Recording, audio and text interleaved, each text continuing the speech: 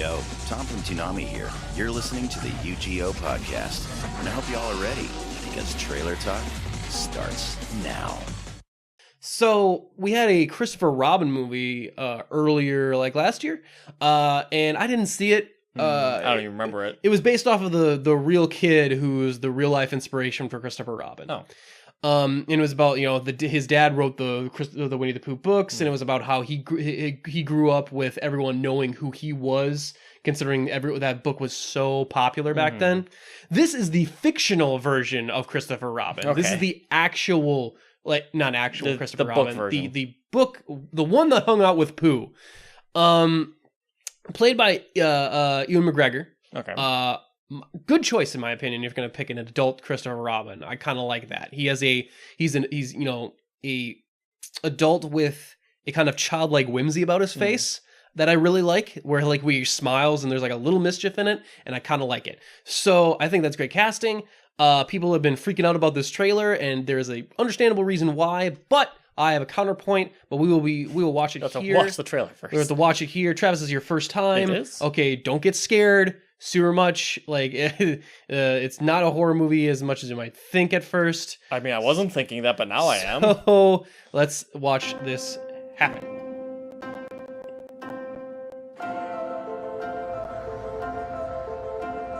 We've called an emergency meeting this weekend. I promised my wife and daughter I'd take them away this weekend, sir. We need to cut 20%. Your promise. Aren't you Sherlock's dick, brother? I thought you'd do anything for this company. I'll have a good time.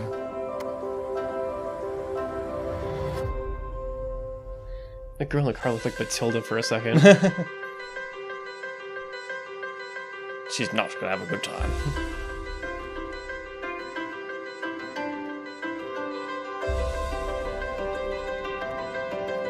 What to do, what to do, what to do.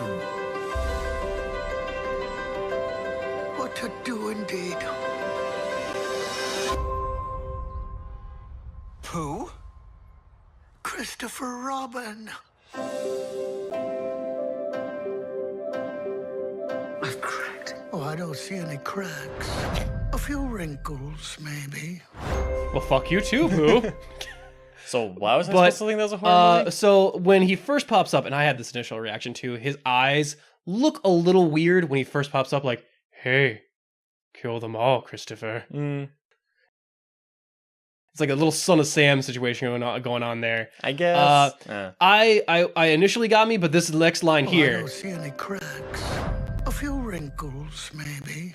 I got to admit, I was like, watching the trailer, I was like, there's something about Jim Cummings playing Pooh that feels wholly right to me. Well, it is just kind of the original voice. Like, so many of us grew up with that voice. You know? I was listening to Phil Maher on a podcast one time. I think it was Janet Varney's podcast, the JV Club. And he said, when you go back through old tapes of family videos and you hear what your parents used to sound like when they were talking to you while you were a baby, and their voices change over time as people's do, but you hear what they sounded like through the TV, what they were talking like when you were a baby, and it registers in your mind like that's what my parents sound like, and it registers like that on your infantile brain. Kind of primeval thing. That's what it sounds like when Jim Cummings plays Pooh.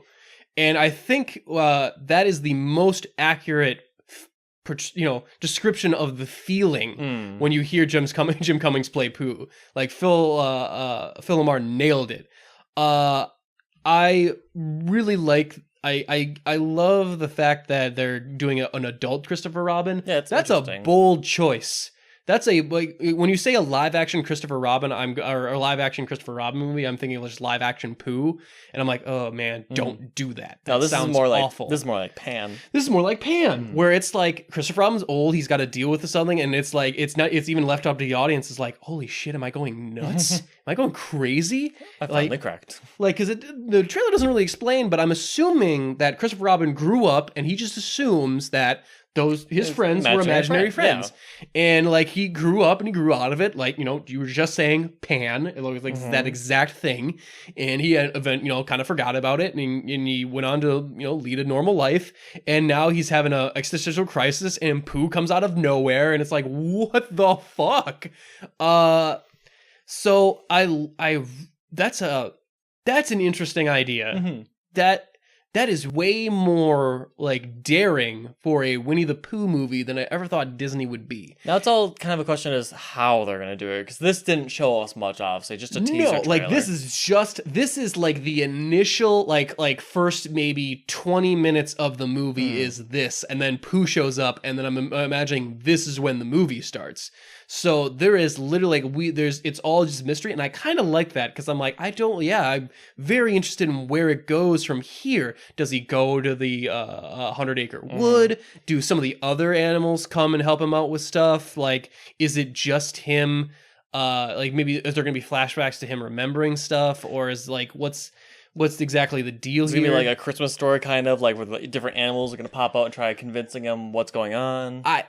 So there's a lot of things that, and I know I said it's daring for a Winnie the Pooh movie, but it is for what it is. Like, if you were to tell me that they were doing that, I would say that Disney would never do that. That's crazy. But this is, especially with how they've been acting lately, of very like, let's redo Beauty and the Beast. Beauty and the Beast is such a linear property. Like, the only thing you can do is remake it. Like, there's not like Winnie the Pooh is a bunch of stories, and you could like it's easy to get a little bit more into the the actual storytelling part. Yeah, because there's just a little bit more to deal with, and it's a little more abstract. Like, if I were to tell you you could tell me the story of Beauty and the Beast in 10 minutes or less. Right. If I were to tell you, hey, tell me the story of Winnie the Pooh, there's not really a story to tell. There are stories. There are a bunch of stories, and there's a bunch of like little things, bunch of little morals to them. Anthologies. And they're like, they're cute, fun children's stories, and they're like fun to delve into.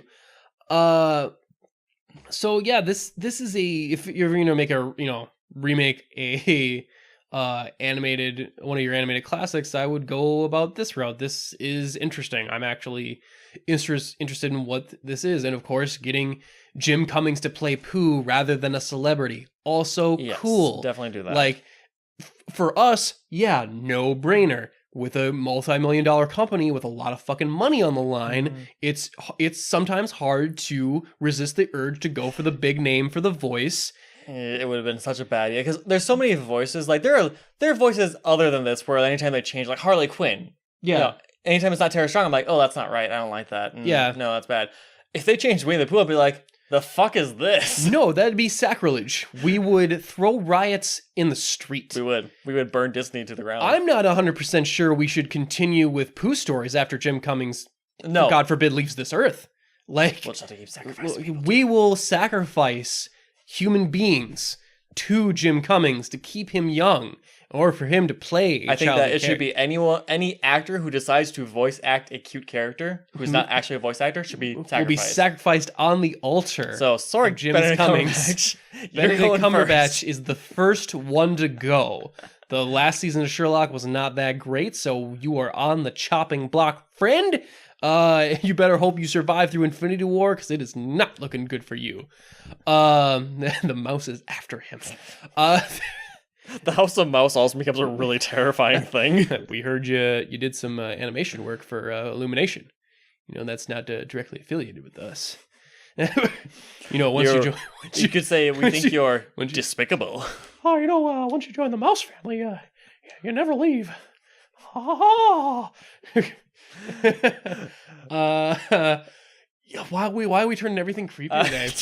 We're turning everything so creepy. This is the last trailer, right? This is the last one. We should probably We're going to stop here, because everything is turning really dark. Super excited about the Pooh movie, though, guys. Great job. Keep Jim Cummings alive. Hashtag Jim Cummings sacrifice altar. See you later, guys. Bye.